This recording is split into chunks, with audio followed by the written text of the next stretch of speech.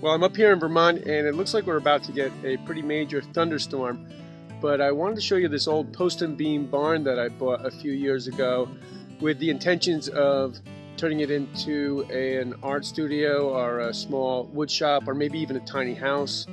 But so far I haven't done anything to it yet. But let's go inside and I'll show you exactly why I think this little post and beam barn has so much potential. Now, it's an old post and beam barn, and you can see that on the south side it's got pine siding, barn board siding, and I guess a few years ago somebody put asphalt shingles or some kind of tar paper, and that's easily removed. And then if we go around to the north side of the building, you can see it's almost in perfect condition. And what really drew me to the barn is look how straight that bottom board is. I don't know if you're going to see it, but the ridge line on the roof is really straight also. Okay, let's go inside.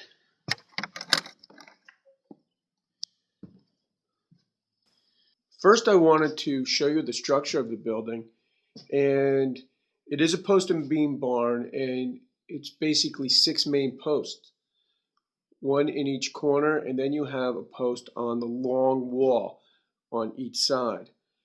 And you can see this main center beam, and the floor joists are mortised into that center beam.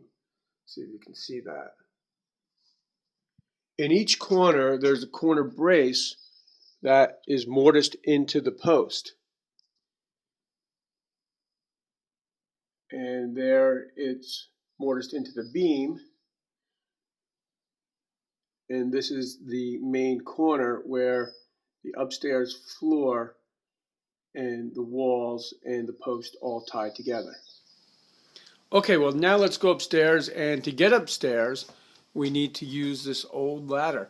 And you can see the wood is just some rough sawn material, rough sawn lumber, and the rungs are what looks to be, I think it's birch that's whittled right into the holes in the ladder rails. Okay, now I'm going to try to climb this ladder with one hand. And we can get a look around the upstairs of the barn, which is really the selling point to me, because there's actually a lot of headroom up here. Now, look at this, the knee wall, it's about 3 feet high, and then you have a very steep pitch, roof pitch. So now you would have to imagine this being a sleeping loft. Could also double as sort of a small family room.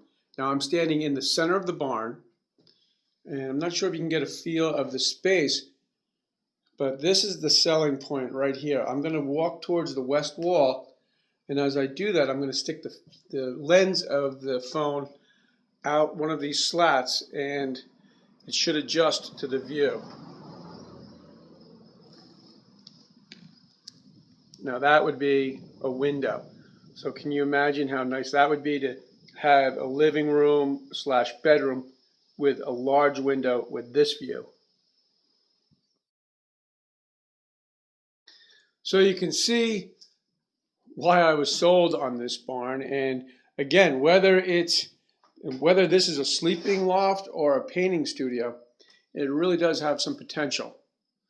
Okay, let's go back downstairs, take a quick look at the outside of the building, and probably have to do something about this, maybe a spiral staircase. When we get around the outside of the building, we can see that there was an old structure behind the barn, and this was sort of a lean-to structure that maybe they kept hay in, and that collapsed years ago, and you can see all the trees that have grown right through that old building. I'll see if I can get a better shot. There's some of the structure. And if we look at the back of the building, we can see where that old building had been attached. You see the ridge line. When we look at how the barn is resting, it's really on 6 points.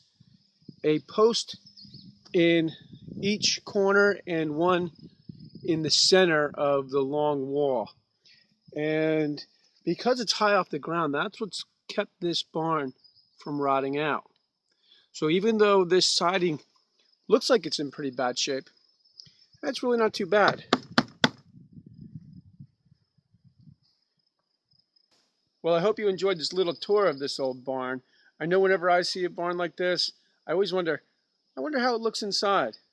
Anyway, hopefully the next time you see this old barn, I'll be working on it. Thanks for tuning in, and I'll see you next time.